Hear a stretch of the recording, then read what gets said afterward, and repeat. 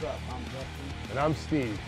We are Beer Punk. And today we have an exclusive interview with one of the godfathers of punk rock and roll, frontman extraordinaire and best-selling author himself, Jim Lindberg.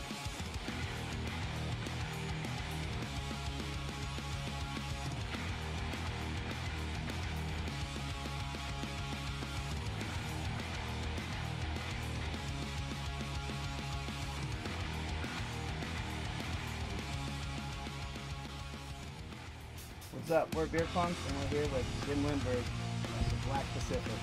What's up, man? How you doing? How's it going? Cheers. All right, Cheers, perfect. Jim. How you doing? What's happening? 2011 has been a big year for you and for the Black Pacific, man. I'm sure there's quite a few highlights for you. What are some of the most memorable highlights of this year? Well, our album came out last year, and we went and did a tour with Riverboat Gamblers, Vera, and Sum 41, right when the record came out, for a nice long winter tour. It was like the coldest winter they'd had over there in years in the snow, but we had a great time. And then came back to Grows Rock Festival with Descendants, Dropkick, tons of bands. Had a great time there. Did Punk Rock Bowling in Vegas. Had a great time out once again with Descendants. We've been like playing a lot of shows again, which is cool because they're one of my favorite bands growing up. And in fact, probably Descendants was the band that inspired me to start playing music and playing guitar along with Black Flag, Circle Jerk. So it's great to see those bands back and kicking ass again. But so I did Punk Rock Bowling, had a good time. Then we did a few weeks on the Warped Tour, which was a different Warped Tour this year. I know things have changed somewhat, and bands are getting younger for the younger kids out there, and so that was interesting to see that shift. But had a lot of people coming up to our stage and going, man, I had no idea you were in a band, and started a new band. So we made some good fans out there, and probably scared off some kids. I was there at the Carson show, man. We had some fun backstage. That was a good time. Yeah. We got rowdy, man. Yeah, we had a blast. So that was a fun experience. And then we did some more shows in Europe. And then we just got off a tour of Canada with Rise Against and Flogging Molly, which was incredible. You know, Rise Against is like not only one of the bands that's really killing it right now, but they're just really good people, you know. And there's a lot of bands that talk the talk, but they don't walk the walk. And they're one band that definitely has their heart in the right place. They have tons of credibility and a great fan base, all kinds of people there, you know, at the show. And I would just trip out, cruise around, and sometimes I'd just go out in the crowd and just watch the people enjoy that band. And they just brought it every night, and Flogging Molly just goes without saying, those guys are great. So those shows with Rise Against and whatnot, those were bigger arena style shows though, right? A little Yeah. from what you're used to kind of playing? Yeah, you know, I mean, did some arenas with Pennywise back in the day, so I know what it's like and stuff, but this was playing hockey arenas in Canada, which was a trip because a lot of the shows, it was right when the season started, so they were at a game the night before, and then they'd cover the ice and bring in all the gear and stuff, and we would play. And while we were breaking down, they were pulling off the stage, and like, so you could see the ice and stuff while, you know, when you were backstage and stuff like that. And it was a trip, you know. We definitely, and plus our backstage was the locker room for the band, for the team. So we were like hanging out in it. Yeah, it did. We had the communal showers and all that stuff, so it was pretty ridiculous. But and I think we got in trouble at one of them. I can't say which one. I think we had a little too much fun in the backstage area. I think someone found the popcorn maker, and so there's these trash bags full of popcorn, and we kind of got in a popcorn fight that kind of destroyed a little bit. But we had a great time. Canada's got, speaking of beer, Canada's got great beer up there, so it was a good time. What were some favorites of them? Bat Blue or? The Bat's Blue is great, yeah, you know. That's some good stuff. But we get different stuff, you know. Just like anywhere else, you have some good beers, you have some beers.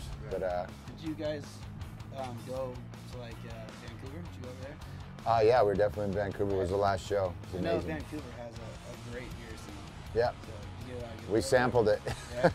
Yeah, us and the guys in Flogging Molly went out to a pub there right next to a hotel. I can't remember the name of it, but we walked in and it was an Irish pub, obviously, with Flogging Molly. We walk in there and there's a guy strumming his acoustic guitar in the corner. And we had already had a few, and so we went in there and, hey, let us sing some songs, let us take over. And the guy's like, hey man, I'm working here, like you can't. And I said, I got a little upset and I said, this is Flogging Molly, international touring band, and they want to play a song, like let them up there. And kind of got in a big argument with the management, and then once everything settled down, they got up there and played probably for about an hour, played Irish folk songs and just toasting the beers, and had a great time and had a blast. And then we became friends with the management. Everyone was really cool, but it was a little dicey there for a minute. They didn't like me coming up and forcing my way on stage. Awesome. So speaking of the Irish pub and whatnot, so any countries that are like memorable, like that you got down with and had really good beers, and was just a great party scene that you can't wait to go back to? Obviously Australia is a big one for me, just because grew up right here at the beach. This is my stomping grounds here in North Manhattan Beach. So I grew up a surfer, and so going to Australia, where there's just tons of great waves and tons of surfers, really happy-go-lucky people, but they love to surf and they love a beer after the surf, no doubt. In fact, I think it's either Kira or one of the spots where it's such a long wave that a lot of times people just take the wave and they get out, have a beer at the pub, and then paddle back out. I'm not sure if you can get in trouble for drinking while surfing. Is there a DUS rule out there or something? There is, Manhattan's got it. Yeah. So, as long as you do it responsibly, kids, that's very important. But, and then, at night, those guys like to enjoy themselves, have a good time. And so we went out and had a lot of fun with them. And also London obviously has a great pub scene, and German beer, you can't really go wrong. I don't understand how those people stay so skinny when they basically just eat bratwurst and drink big thick beers all day. Yeah. So Jim, I hear you guys are working on some new stuff. What's next for the Black Pacific? We've been writing songs, and the last record I wrote most of it myself. So with the drummer Alan, but I wrote all the music and lyrics and everything for it. So this time we got Mark Orell from Dropkick Murphys in the band, and he's already written a couple tracks that are great. We're really stoked on those, and Gavin's writing songs and Alan's writing songs. So this one's going to be much more of a collaboration. Everyone's bringing in material, so it'll make it funner for me to bring in my songs, but also work on the other guys' stuff. And I think it's going to be a real more eclectic mix. There's going to be all kinds of styles on the next record instead of just straight up, SoCal skate punk. We got one that's almost like a cowpunk western song that's pretty rad, and something that sounds a little like Social Distortion, but I guess that's a SoCal band. But so we got all kinds of cool stuff on there. Pretty stoked on the mix. Cool, man. I love going to your shows and seeing you do covers. Obviously you've got a lot of influences that you've had. Jet Boy, and obviously the Ramones and whatnot. I'm kind of curious, what's in your iPod right now? What are you listening to these days? I always listen to all the old school stuff. Speaking of covers, when we were in Vancouver with Rise Against, we had Ron Reyes from Black Flag came out and sang Jealous Again with us. So that was just one of the highlights of my life, obviously, because, the other guys have been around, and obviously Keith and the other singers have been playing and stuff, but Ron hasn't been around in playing Black Flag stuff in a long time. So to get him out there and sing was just amazing, and it's great to see him playing music and ripping, and so that was really fun. And there's a lot of new bands out there. They're putting out great music, Under the Influence, your guys' boy. Hell yeah. Really like their stuff. He's got some great stuff, and there's a lot of cool new bands out there. I like the Menzigers a lot, and I like a lot of Dillinger 4. There's some cool bands out there. So I'm always listening to new stuff and checking out new music. Title Fight's another good band that's on our label, Side One Dummy. So a lot of cool music coming out. Sweet, man. Well, for those of you guys who didn't know, I directed Jim's 2 videos for Black Pacific, The System and Living with Ghosts. And maybe we should tell them a little bit about that, how those kind of came about, because that was a really cool collaboration between me, you, and Johnny the Temple. Yeah. Yeah, it was fun, man. Yeah, it was. I knew from the song and Living Where We Do, Obviously right here with the stacks that are on the album cover, kind of has a lot to do with, you know, we grew up in a place in LA that is a great place with the beach and the weather and, the bikinis and stuff like that. It's really great, but you know, got a big oil industry that's running the world sitting right next to us. And El so that, Segundo, for those that don't know, it means the second biggest refinery in the United States, right? yeah, Something like that. that's how they named that Yeah. spot. And you know, I've always been active in surf rider, so and you know, with the BP oil spill, it's something I'm active involved in, and kind of want to get into more of that in the near future. So you know, that's how we named the record. And when we wanted to do a video, I definitely wanted to add that in there. And so hooking up with you guys and these dogs in the neighborhood. Hey, be quiet. I get it. That's like they've never seen a FedEx guy. Yeah, what can we say now? It's punk rock. It's not a perfect world, so it's going to deal with it how we can. Yeah, but we made a You know good. what that means is It's time to drink when the dogs bark. Yeah. That was nice to blink there. But yeah, it was great making the video with you guys, and then we had such a fun time doing it. We decided to do it again with Living with Ghosts, and it kind of plays off the same themes of end of the world scenarios and end of civilization. But you know, that's always been something I've been into, is putting a little politics in the music, but try not to hit people over the head with it. But it was fun to make those videos. I had a good time. Yeah. It's amazing how we maximize that studio. Yeah, the old El Segundo studio. Yeah, that was rad. So. Speaking of which, that video, Living in Ghosts, I love that video. I watched that shit a bunch of times last night, dude. Just like trying to get ready for this interview, dude. Nice. And it's like, yeah, we had a lot of fun putting it together, man. Yeah, it took a while to kind of come to fruition, but once it did, man, it was just like, okay, that's what it needs to look like. That's what it has. The direction it has to go, and that was once we turned that corner, man. It got a lot of fun. So, yeah, looking forward to the next one. Yeah, me too. Yeah. Speaking of which, you know, 2012 is right around the corner. You know, I'm thinking it's going to be a big year for Black Pacific. What's going on? You guys have anything lined up coming up? Well, just recently, we just, like I said, been working on new music and putting stuff together. I wrote a book called Punk Rock Dad, which got turned into a documentary that called The Other F Word, and we had that premiere just last month, and that's going out into theaters across the country. And then it's going to air on Showtime, and it'll be on Netflix and all that, come out as a DVD. So it's a really cool film. It's like, I wrote a book that was pretty lighthearted. It was just kind of about how ridiculous it was for me to be in this punk band, but then trying to be a dad.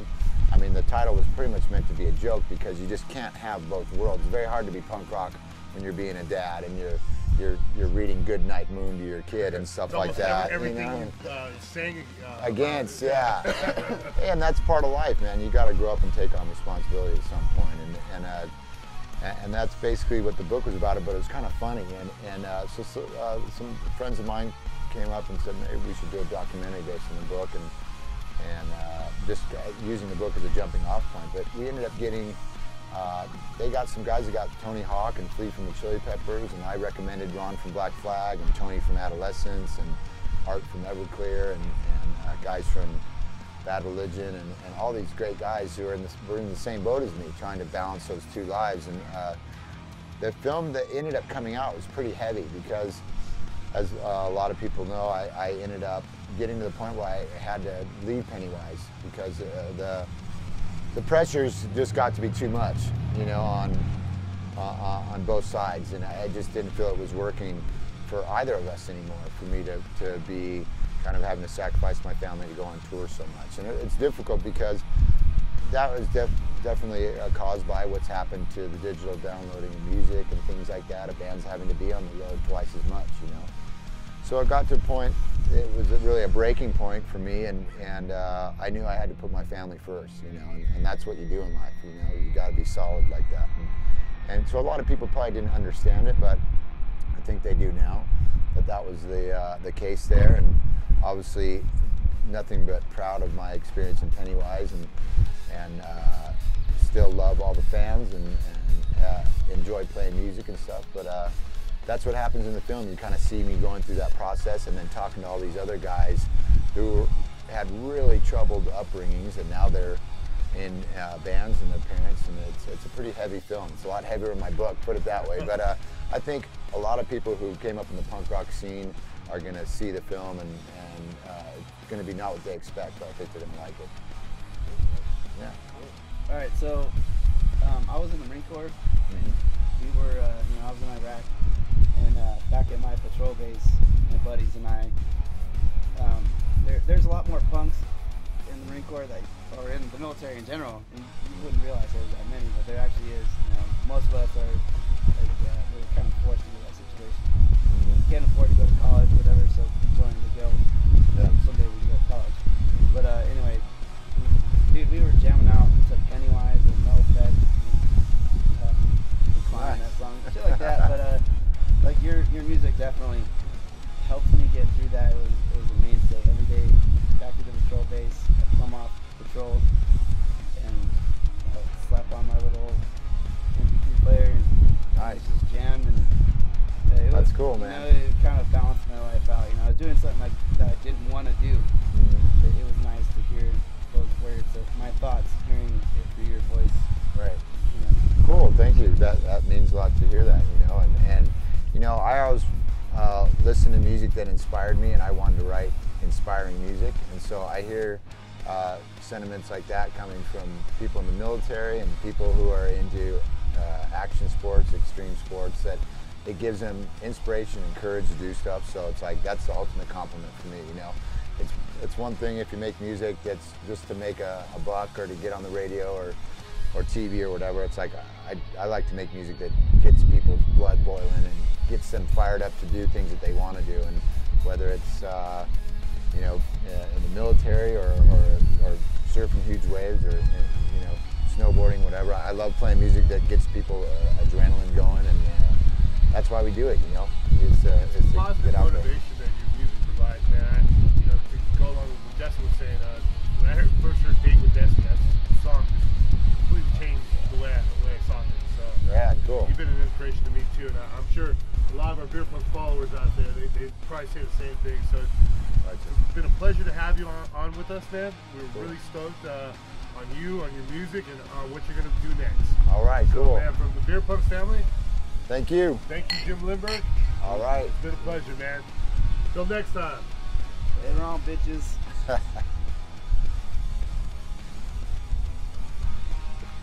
Next time is right, boy. Yep. Oh yeah, it's on, dude. I hope you're ready. Born ready.